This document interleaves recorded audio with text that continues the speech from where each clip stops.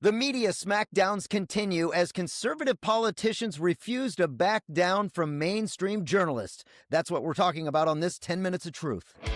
You're listening to Barrett and Baxa. Real stories, raw takes, and the slow, strange death of traditional media.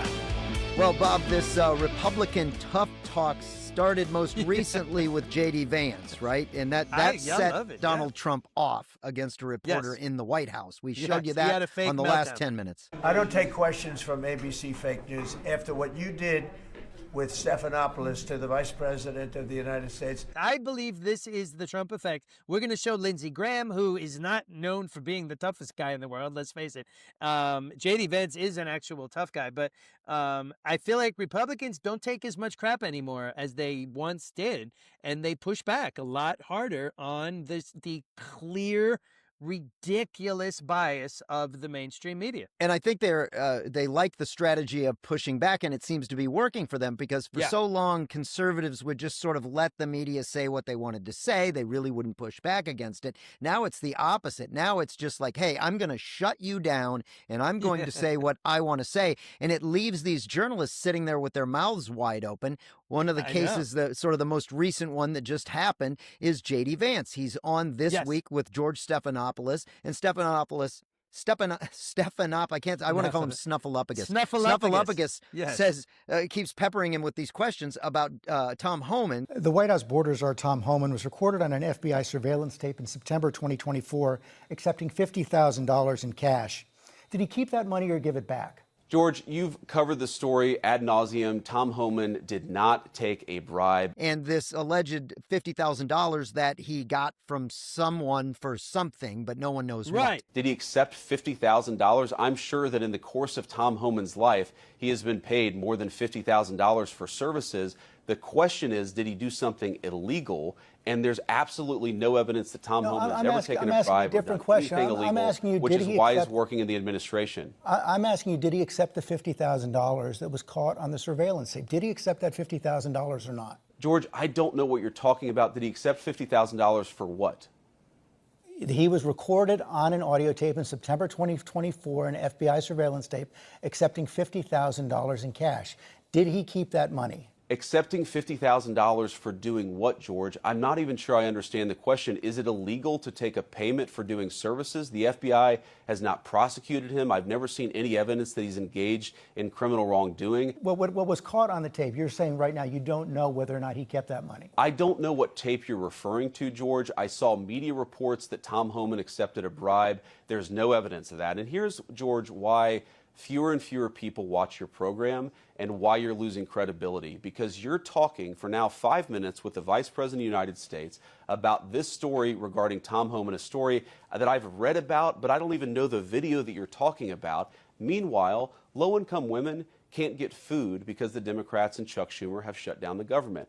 Right now, we're trying to figure out how to pay our troops because Chuck Schumer has shut down the government. You're focused on a bogus story. You're insinuating criminal wrongdoing against a guy who has done nothing wrong instead of focusing on the fact that our country is struggling because our government's shut down. Let's talk about the real issues, George. I think the American people would benefit much more from that than from you going down some weird left-wing rabbit hole where the facts clearly show that Tom Homan didn't engage in any criminal wrongdoing.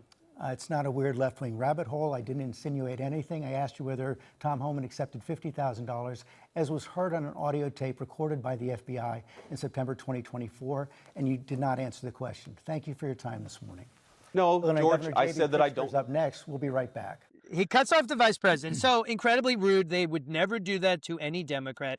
But there's I don't even know where to start debunking this crap. And I'm going to start yelling. Bob Jordan's going to yell at me for yelling. I'm not supposed to yell. So I'm going to try not to yell. But I get very worked up when stuff is this egregious. So first of all, what he was saying that Tom Homan was caught on tape accepting $50,000 in September of 2024. Okay, that's number one. Tom Homan was a private citizen in September of 2024, and Joe Biden was president in September of 2024. So he references a tape. He doesn't play the tape. If you have a tape, play the tape. Hello? And part of the argument from J.D. Vance was that this was the only thing that he was talking about. He asked him and he asked him again and asked him again. Meanwhile, there are a lot of other stories. The peace deal going on between Israel and Hamas. There is the government shutdown. There are plenty of things that you can talk to the vice president about on a show like This Week, other than this one issue. And then to just cut him off summarily when all of a sudden he goes off on you. But that's he's such that's a what I'm talking liar, about. man. Conservatives are starting to learn that here's what we need to just start doing to these journalists is just walk right over the top of them, bulldoze right over the top of them and get your point across. And I think that for a long time, Democrats did that. That's how Democrats did it in the media. They just bulldozed over these reporters, and these reporters and anchors are not used to conservatives doing that. All right. Well, listen, J.D. Vance is not the only one that's starting to get tough with these reporters. There's another clip from the same week. In fact, I think it was the same day because this is on Meet the Press with Kristen Welker. But this is, like you said, this is a guy who doesn't normally treat journalists this way, but has begun to treat them this way in the last, year, 2, 3 years.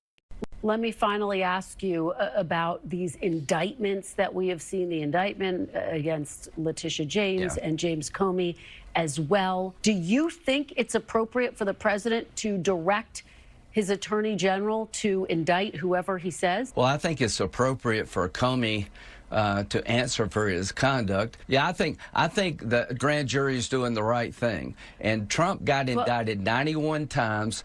3 days after he announced for president in February 15th. Look at the look on her face. 91 indictments and 4 She can't get a word in edgewise. Senator, I'm asking about right now and this sitting president's actions right now. I'm pausing because, see, this is what gets me, is that she wants to say, your point is in the past, and we don't really want to talk about that stuff because that is not what Trump did. That is what the previous administration did. So we can't talk about that. Yes, you're making a point that does not help my political party. In fact, it hurts my party, the Democrat Party. I'm here as a representative of the Democrat Party. I'm Kristen Welker, and my job is to put forth things that will help Democrats. Oh, it's worth noting that James Comey, the grand jury indicted them, not James Comey and Letitia James have said that they are both said that they are Stop.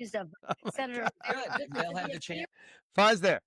This woman, a major anchor, Kristen Welker, on Meet the Press. This is a legendary show, has been on, I don't know, since my entire beginning life. Of time, it's been on since the 60s. This main anchor on a legendary news program just said that 2 criminal defendants both say they're innocent. So wait, is she their attorney? Which has never happened in the history of courtrooms. No one ever comes in and says, I'm not guilty. I'm innocent.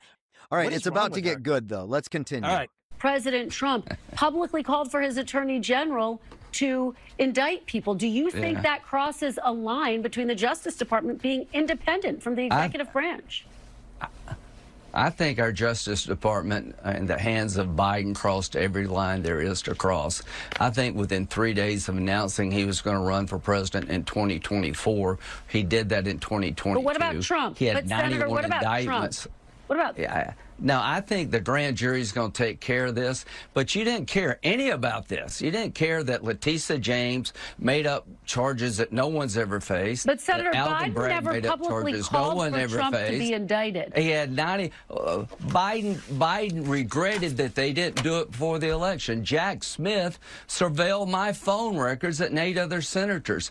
Jack Smith introduced his brief against Trump October the 24th before the 2024 election, violating every protocol just to politicize the election. So this may bother you that people are being held accountable. It doesn't bother me one damn bit. And you're referencing the fact that the FBI obtained what has been referred to as basic information, date, time, length of calls. Senator, we covered a lot of ground. 2 weeks before the election. Thank you. So she's sticking up for Jack That's Smith the amazing right part. there. Right. She's saying, oh, well, we have to she's believe. an attorney. Like, we didn't know anything about surveilling these senators. We knew nothing about it. But now that they've come forward and given us the information about what they surveilled, we're going to believe every word of their honesty. Oh, we all we did was collect the times and the length and who they were calling. We didn't listen. Right. There's no way we could have been listening into those calls. No, that's not possible. Like, we always joke that every time you talk to a Democrat, their first thing they say is, what about Trump? And here she is literally saying, Senator, what about Trump? What about Trump? Look, I think that this is a strategy that's working for conservatives. I say just, you know what, bulldoze over them with facts, come with the receipts, and give it to them. Well, that's it for this episode of Barrett and Baxa. Like, subscribe, and do all that other stuff podcasts want you to do.